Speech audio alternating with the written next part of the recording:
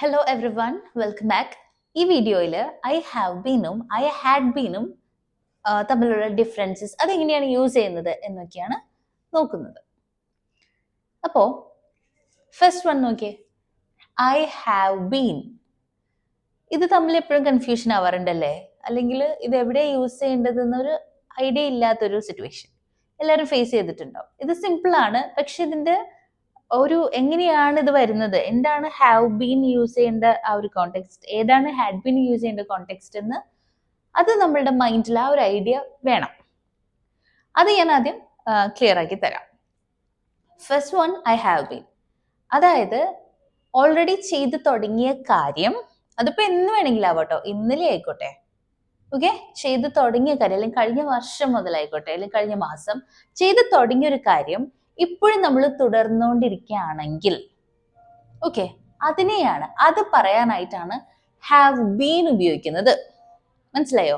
അതായത് ഓൾറെഡി ചെയ്ത് തുടങ്ങിയ കാര്യം, അതെന്നും ആവാം, എപ്പോ വേണമെങ്കിലും ആവാം, അത് ഇപ്പോഴും ചെയ്തുകൊണ്ടിരിക്കുകയാണ്.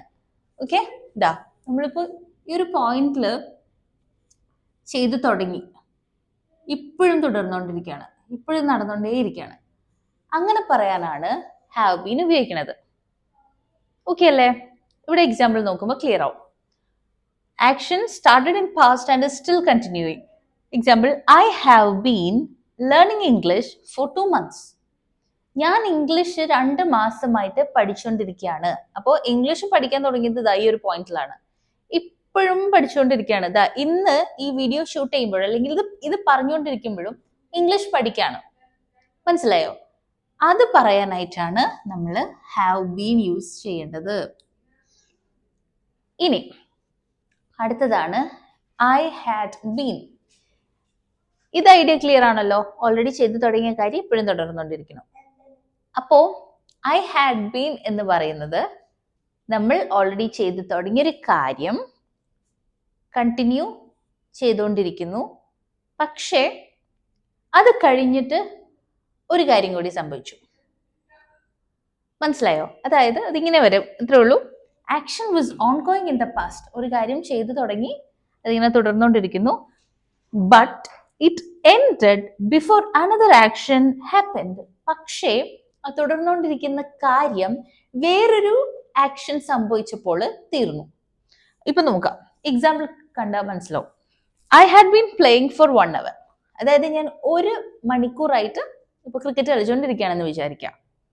അപ്പൊ അത് 1 മണിക്കൂർ മുമ്പ് തുടങ്ങിയ കാര്യമാണ്, തുടർന്നുകൊണ്ടിരിക്കുകയാണ്. പക്ഷേ ഈ ഒരു പോയിന്റ് എത്തിയപ്പോൾ വേറൊരു കാര്യം സംഭവിക്കുകയാണ്. അതായത് ബിഫോർ മൈ മോം കോൾഡ്. അമ്മ ഈ ഒരു പോയിന്റിൽ അമ്മ വിളിക്കുകയാണ് നമ്മളെ. അപ്പോ ഇതുവരെ ക്രിക്കറ്റ് കളിച്ചുകൊണ്ടിരിക്കുന്ന നമ്മളത് അവിടെ സ്റ്റോപ്പ് ചെയ്തു. മനസ്സിലായോ? 1 മണിക്കൂറായിട്ട് ചെയ്തു തുടങ്ങിയ കാര്യം, 1 hour ആയിട്ട് നടന്നുകൊണ്ടിരിക്കുന്ന കാര്യം, ഒരു പോയിന്റ് എത്തിയപ്പോൾ നമ്മൾ സ്റ്റോപ്പ് ചെയ്യാണ്.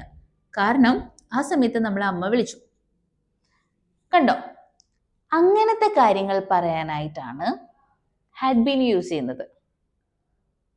Okay, I had been playing for 1 hour before my mom called.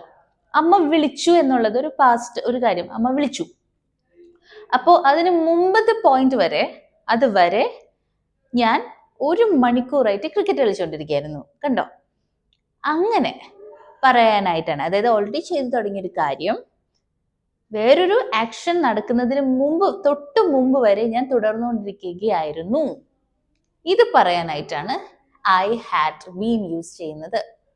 അപ്പോൾ ഇത് നിങ്ങൾക്ക് മനസ്സിലായി എന്ന് വിചാരിക്കുന്നു. ഫസ്റ്റ് നമ്മൾ പറയുന്നത് ഓൾറെഡി തുടങ്ങിയൊരു കാര്യം ഇപ്പോഴും ചെയ്തുകൊണ്ടിരിക്കുന്നു. രണ്ടാമത്തെ കേസ് ഹാഡ് ബീൻ വന്നപ്പോൾ ചെയ്തു തുടങ്ങിയൊരു കാര്യം തുടർന്നുകൊണ്ടിരിക്കുന്നു, പക്ഷെ ഒരു പോയിന്റ് എത്തിയപ്പോൾ വേറൊരു ആക്ഷൻ അവിടെ സംഭവിക്കുന്നു. അത് സംഭവിച്ചപ്പോൾ നമ്മൾ ഇതവിടെ സ്റ്റോപ്പ് ചെയ്തു. ഓക്കെ, ഇത് പറയാനാണ് ഹാഡ് ബീൻ യൂസ് ചെയ്യുന്നത്. ക്ലിയർ ആയെന്ന് വിചാരിക്കുന്നു. Thank you for watching.